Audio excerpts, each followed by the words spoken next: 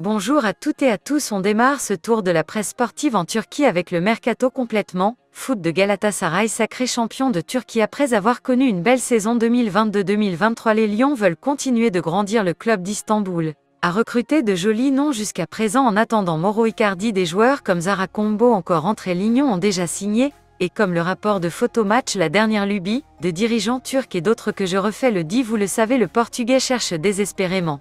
En point de chute, l'Atlético de Madrid est à l'écoute de toutes les offres pour son joueur et selon le quotidien turc Galatasaray, prêt à cuire l'attaquant de 23 ans, sous la forme d'un prêt payant de 10 millions d'euros. Le journal Asrol a eu aussi cette information dans cette page intérieure expliquant que les Lions insistent, mais son ancien club de SL Benfica n'a pas dit son dernier mot dans ce dossier et reste à l'affût. Clairement, on n'a pas fini d'entendre parler de ce feuilleton en file en Italie du côté de Naples. Si l'avenir de Victor Osimhen reste toujours autant indécis, c'est moins compliqué pour son autre confrère. En attaque, on parlait évidemment ici du géant vorace qu'il y a comme le placard de Corée de l'O-Sport. Sur ça, une Sefeik Barab a renouvelé son contrat. Le genre de 22 ans va signer un nouveau bail jusqu'en 2028. Avec une année en option, il va pratiquement doubler son salaire actuel de 1,4 million d'euros pour atteindre les 3 millions d'euros bonus compris. La Gazzetta dello Sport relate aussi cette bonne nouvelle pour le Napoli en précisant que tout est boucle. Le club partenopli attend désormais le bon moment pour annoncer la grande nouvelle du côté de la Juventus. Ça se complique pour Francessier, désigné comme la priorité pour l'entrejeu de la ville. Le Monde de Deportivo explique dans ses pages intérieures qu'en cas de départ ivoirien privilégie la Première Ligue. Ce dernier estime que son aventure en Italie est terminée. Il souhaite découvrir de nouveaux horizons. Le Barça n'est pas contre cette option puisque la Juve ne propose comme prêt pour le milieu de terrain. Le club italien voyait certainement encaisser le remplaçant idéal de Paul Pogba, et bien un autre joueur pourrait l'être, comme le reprend tout doucement dans son édition du jour. Le jeune Fabio Miretti estime être prêt pour devenir le nouveau Pogba.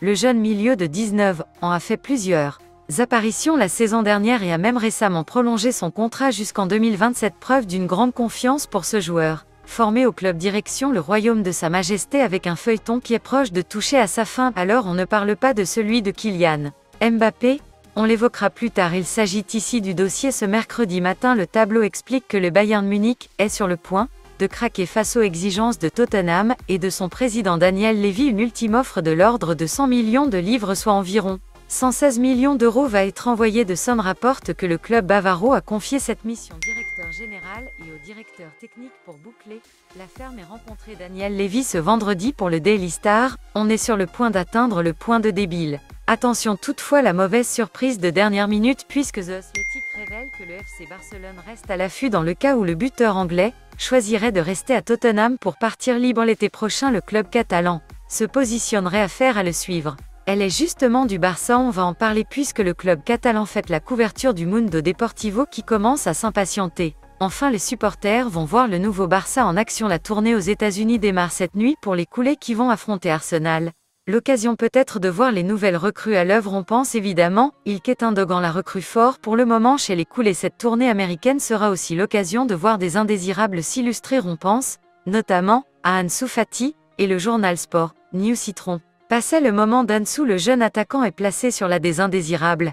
Mais ce dernier compte bien inverser la tendance. Le quotidien espagnol explique que son attitude dans les premiers jours montre son grand engagement envers l'équipe et le projet de Xavi Fati a été très strict cet été concernant sa volonté de continuer. Mais le journal Marca a fait le point sur le mercato. Barcelone rappelle qu'il y a trop de joueurs, notamment dans le secteur offensif. Ferran Torres, Rafinha et Ansu-Fati, un étroit doit partir. Quand on parle du FC Barcelone, n'est jamais très loin s'il n'y en a que pour Kylian Mbappé. En ce moment, Jude Bellingham vole la vedette aux Français depuis quelques jours, et pour cause, l'Anglais a fait ses grands débuts avec la Casablanca contre l'AC Milan, et ce dernier impressionné. Et comme le rapporte le journal Marca, le peuple madrilène est déjà accro à Bellingham. Le quotidien espagnol parle de superclasse pour qualifier l'ancien Dortmund. Clairement, les places vaudront très cher au milieu de terrain. Aurélien Tchouaméni, Eduardo Camavinga ou encore Federico Valverde sont prévenus. D'ailleurs, le milieu de terrain uruguayen était acquitté après son agression envers Alex Baena, comme le rapporte AS dans ses pages d'intérieur.